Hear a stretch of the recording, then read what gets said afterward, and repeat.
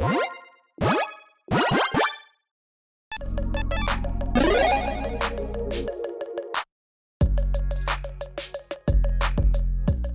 everyone, Mitch coming in from the Commander Score Studio. Welcome to the show. So, crisis averted. When I first started reading this card, I was like, whoa, they did it. Oh no. Anytime you see the word treasure on a card these days, it's like, oh gosh, okay, yeah, treasure on a commander. Things get pretty crazy. I mean, there was an earlier episode from today. If you haven't seen that one, make sure you check it out on, I think, Lortho. I think that's the name. Sheriff is spelled weird. Sheriff? I don't know. Anyways, where this is a new commander that makes treasures. This one that I'm talking about in this episode makes treasures. And it could have been very, very broken. And yeah, it's still very powerful, but they averted a disaster with this card. Let's jump into it. We've got Gloin, I think that's how you say it, Dwarf Envoy, a 3/3 Dwarf Advisor, 4/2 in red. Again, this is a legendary creature. It can be your commander. Can also be great in the 99 of a good amount of decks out there. It says, whenever you cast a historic spell, create a treasure token. That is when I had a panic attack right there. I was just like, oh my goodness, what in the world is going on? And thank goodness, here we go. This ability triggers only once each turn. Thank goodness that restriction's on there. Usually I'm not for restrictions, but my goodness, would this be way too easy to use and abuse to the point where it'd be pretty absurd. Where, hey, yeah, you can go infinite with this in absolutely no time. Historic spells, again, include artifacts, legendaries, and sagas. You're probably not going mono-red sagas, although if you are playing a saga tribal deck, you might consider this card. You could go legendary tribal, but the broken way really is probably, yeah, artifacts, because artifacts are just inherently easily brokeable is definitely a word now, thing. And I immediately thought of a card that was like, yeah, that goes infinite. Oh, wait, okay, cool. Yeah, there's no infinite here because luckily, yes, it is restricted. Again, just once each turn. It says each turn, so it's not just your turn, but your opponent's turns as well. That being said, yeah, I guess you probably could find ways to go infinite with it. I mean, if you're using this in the 99 of a deck, like, you know, Deadeye Navigator kind of style, I'm sure you could find ways to go infinite with it. Sure. If you can kind of reset this to, you know, make it blink and come back into play, then you can do it again and again and again. That being said, just inherently much less broken than it could be. Anyways, also tap sacrifice creature, goad target creature. Or sorry, sacrifice a treasure, goad target creature. So now you can make a use out of those treasures, you know, outside of just using them for mana, utilizing them in other purposes. You can start goading creatures, which is fantastic, forcing your opponent's creatures to do your dirty work for you, attacking other opponents. But until you're down to one other opponent and just you, then you can force them to attack you, which can be beneficial if you've got good blockers up. Regardless, there are ways to also benefit from goading too. So yeah, this is a very interesting commander, one that, again, you can still do some very, very powerful things with. I am very happy with that restriction though, because again, if that restriction was not there, we'd have another like Stormkiln Artist on our hands, but like times 10, because this will also be a commander. And again, having the ability to just gain treasures for just casting artifacts, yeah, that is inherently just something that could be very easily broken. And I'll show you kind of how that could be broken, but I'm also just kind of on this episode, obviously, show you with the way this commander is, let's build around it in a way that, well, we can get an absurd amount of value throughout the game. Again, keep in mind, it says each turn, not just your own. So we can get, with one trip around the table, 4 treasures, and that can really add up throughout the game. So on this episode, of course, with these quick takes, I'm going to take you through the budget buys, cards that are less than $1, cards within my budget, and the pricier picks, cards outside of my budget, cards that are more than $1. And yeah, if you're interested in this commander, interested in these cards, make sure you check out that card list link in the description below. Now that said, let's jump into the budget buys. Again, cards that I am excited about for this commander because they're within my budget. And first up, we've got the first one that came to my mind, Ancestral Statue. Now, this derpy card is incredibly powerful. It's a 3/4 for 4. It's a golem. Yeah, that's not all that exciting. What is exciting is when it enters the battlefield, returning an online permanent you control to its owner's hand. Now, you could see that as a downside, but actually this is a massive upside. You could bounce something back to your hand that has an ETB, or just another historic card, obviously, for this commander, but mostly it's because this does not say another. It does not say return another, which means that you can bounce itself. It can bounce itself back to your hand again and again and again. And because this is an artifact and because this only has generic mana cost, this is very easily used and abused. Again, if you have, cost reduction of 3 for artifacts in play, and you've got your commander, and again, your commander didn't have that restriction, you're only once each turn, this would just go infinite. And if you got cost reducing 4, this would go infinite, and you would get infinite mana, infinite treasures. Luckily, this commander has that restriction there. Again, there would be certain ways that you probably could use and abuse this with like a Deadeye Navigator and whatnot, so you can keep getting that trigger. That's not the case if this is your commander, obviously, but still. Hey, being able to just replay this, and get with some cost reducers potentially for free, just get a free treasure, that's quite nice. And again, you might have ways also to play spells on your opponent's turns, which we'll talk about right now. Hey, Shimmer Mirror, a great card. Thank goodness for that reprint. 2/2 flash mirror. You may cast artifact spells with Light Flash. Again, this kind of a card is massive for this kind of a commander, and I guess I should say, yeah, you can take this commander in a lot of different directions. I will, bring up cards for a couple directions, but mostly, hey, the most powerful one that I am kind of leaning toward, and that I think most people would probably play towards, is probably artifacts, because artifacts, again, can be very easily used and abused. They can be very easy to really take advantage of, and again, having a card like this allows you to cast them on your opponent's turns, which is massive, and there's more than one effect like this. We'll talk about some other ones here in a bit, but yeah, being able to play on your opponent's turns is just inherently better than just being able to only play on yours, because you can kind of make optimal decisions and optimal plays for when works for you, and your opponents never know what's going on, essentially, with you. And also, again, with this commander, now you can get that trigger on every single player's turn. Play an artifact on every single player's turn. Again, if you've got cost reduction of 4, which isn't that hard to get to if you've got the deck built correctly, I guess you have the exact cards that you need, essentially, and you got some tutors that you can use too. Regardless, if you get cost reduction 4 and you get Ancestral Statue in your hand, this is just now in combination with this. Hey, make a free treasure every single turn. That is pretty crazy. Moving on, Helm of Awakening. We're going to start off with our cost reducers with this one. This one got reprinted, thank goodness. Finally is budget friendly. Again, spells cost 1 less to cast. Yeah, this thing is a monster in my Joyride deck. I guess to say, my old Joyride deck, I took that one apart. I think, actually, no, is it still together? I just haven't played it in such a long time, because that is a deck that I will not play anymore. In fact, I made an entire episode on one that I won't play anymore, except against like the most high power decks out there, because hey, Artifact Storm, who knew, can get kind of annoying. But yeah, cost reducing this low to the ground. Yes, it does help your opponents, but hey, if you are built correctly, you are going to take the most advantage of this, because you're going to make your artifacts cost less, some of which cost nothing, and then you get to play cards for free and get value out of them. Next up, Foundry Inspector, another great one. This one only benefits you, only benefits your artifacts, which is fine. Again, if you're building an artifact-centric deck, artifacts costing 1 less, this can make a massive impact. Again, yeah, ramp is nice. Mana rocks are nice, but those are just like 1 mana each turn, whereas this one, or 1 more, depending on the mana rock, this one's more so, yeah, I'll save you on every single artifact you cast, meaning if you're casting multiple artifact spells in a turn, or on your opponent's turns as well, hey, that's going to benefit you a lot more than a single artifact, even like a Soul Ring that can just tap for 2. Moving on, Joyous Familiar. This one impacts all historic spells. So again, no matter which version of this deck you're playing, you're probably going to want to consider this one, because this reduces your historic spell cost. So again, artifacts, legendary sagas, all of which are going to get reduced. So yeah, Joyous Familiar obviously helps out in artifacts, helps out in legendaries, helps out in sagas, helps out in any combination of them for this commander. It is going to be helpful. Again, reducing the cost can be incredibly impactful. Moving on, Bothersome Quasit. That's how you say that.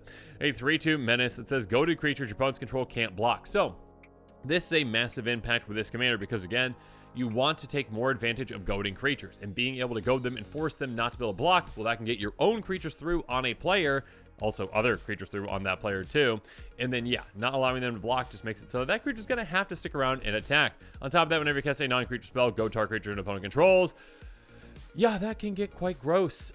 If you, again, like I said earlier, hey, if you don't, with this commander, again, the commander isn't built so you can actually abuse it with Ancestral Statue, right, in the way that I was worried about, but you can still abuse other effects as well. Like, hey, if you've got certain artifacts that you can play for free, Ancestral Statue won't work with this because it says non-creature. You can just play free artifacts again and again and again and again. Hey, goad a lot of your opponent's creatures with something like this can get quite crazy. Next up, Vengeful Ancestor. Enters the battlefield or attacks goad target creature. Nice, another goad effect. Whenever a goaded creature attacks, deals 1 damage to its controller. This works really well with this commander. Again, being able to sacrifice your treasures, being able to utilize them to goad creatures. Maybe you've got some untap effects that can work with that as well. Yeah, forcing your opponents to swing into unfavorable situations and also damage themselves. What's not to love about that? Moving on, Bailiff Baratil, Entertainer. I'm sure I said that wrong. Entertainer, I can say that right. 2/5 Elf Shaman. Creature opponents control with power less than Baloth, Baratil's power are goaded. So small creatures are going to be goaded, or if you got some pump effects, great. Whenever a creature attacking or blocking, whenever a goaded attacking or blocking creature dies, you create a treasure token. Yet another way to make more treasure tokens. Again, essentially you're spending a treasure token with your commander right to make a creature goaded. But now if that creature attacks or blocks and dies, you get another treasure token essentially to replace that one. And of course, with all the other goat effects that you might have, you can make a lot of treasures with this. Or you can use your treasures in a different way, like Magged Up Brazen Outlaw. This is huge. Other dwarves you control get +1/+0. I mean, that's not all that huge, but hey, it's nice. Whenever a dwarf you control becomes tapped, create treasure token. Your commander, again, is a dwarf that will activate, again, when you activate sacrifice a treasure, you're getting a treasure back. Nice. On top of that, sacrifice 5 treasures, search your library for an artifact or dragon card from the battlefield and shuffle. Maybe you've got a dragon that can help you out. I can think of one that I'm going to bring it up here in the pricier picks as well. But hey, what we've got is, the ability to tutor out any artifact. Perfect for the situation that we are in for just 5 treasures. That's going to be quite easy for us to get to. Moving on, Reckless Fire Weaver. We can really take advantage of these artifacts coming into play. Whenever an artifact enters the battlefield to control, Reckless Fire Weaver deals 1 to each opponent. This one, again, if you've got that infinite ancestral statue going on, yeah, you'll win. You'll take out all your opponents with this. Of course, just with your treasures being created, this is nice. Again, it does not specify non-token, meaning that you are going to be pinging your opponents every single time one of your treasures comes into play, or any of your other artifacts. Next up, Gear Praethra, yet another way to utilize your treasures in all your other artifacts. Tap 2 on artifacts you control, tap 2 untapped artifacts you control. Gear Praethra deals 1 damage to any target. Any target! Can be planeswalkers, can be creatures, can be your opponent's faces. This can be fantastic. Just keep basically your massive treasures back. Maybe don't even use it for mana. Just keep them back and kind of utilize them with this. You got 20 treasures in play. That's just 10 damage you can dish out in any way you want, right? I mean, plus the other artifacts that you might have. Dish them out any way you might want. Take out creatures. Again, if someone's going to attack you, be like, you sure you want to do that? I'll take out that creature. Your commander's going to be gone. Or I'll just burn someone in the face before my turn. Yeah, there's a lot of exciting things that you can do with a lot of treasures and a lot of artifacts. But now we're going to move on to the pricier picks. Again, cards that are unfortunately outside of my budget. This one is a lot more budget friendly than it used to be. But yeah, Vedalken Orrery. This card seems like a no-brainer in this kind of a deck. If you got the budget for it. An artifact for 4, you may cast spells as though they had flash. Again, being able to play it instant speed all the time is quite a good thing, especially with a commander, again, that can benefit you when you're casting Historic spells on every single player's turn. So giving yourself the option to do that is huge. So again, hey, just play your Ancestral Statue on every single player's turn. You're going to set up properly, for free even. Have fun. Moving on, Liberator versus Battlethopter, yet another way to do this. Flash, flying, you may cast color spells and artifact spells as though they had flash. On top of that, too, you get, counters on this, too. So it's going to get bigger, which is nice. The important thing is, again, basically Vedalken Orrery. So being able to just play in your opponent's turns can be massive. Giving flash to all your artifacts, and I guess color spells, too, is quite nice. Next up, Ruby Medallion. You can also reduce the cost of your red spells, too. That can be very impactful. Again, if you are going more in that legendary, maybe legendary creature deck, legendary permanent deck, whatever it is, in that kind of historic direction or saga direction, sure, you can definitely make use of this, or yeah, just the miscellaneous red spells that you have outside of your artifacts can be helped with something like this as well. Cost reduction is always going to be a good thing. Oh, Semblance Anvil, you were budget friendly for a good 10 seconds a couple of weeks ago, months ago, whatever it was. Imprint enters the battlefield, exile a dominant card from your hand. Probably going to be an artifact. Spells you cast that share a card type with the exile card cost us to cast. Yeah, being able to reduce the cost of your artifacts by 2 is absurd. Being able to say, oh yeah, all these mana rocks on my hand, drop them into play for free. Yeah, just being able to get more cost reducers in play, again, of course, like I've said, can be a very powerful thing. You're halfway there with Ancestral Statue just with this. Again, if you get those other cost reducers, of course, there's some infinite things you can do. Things that you can just take advantage of. Reckless Fire Weaver all your opponents to death. Yeah, just do that. Or, hey, how about Goldspan Dragon? Again, I mentioned a dragon earlier. This is the dragon that you might want to go tutor for with Magda. A 4/4 flying hasty dragon that costs 5. When it attacks or becomes the target of a spell, you get a treasure token. Nice.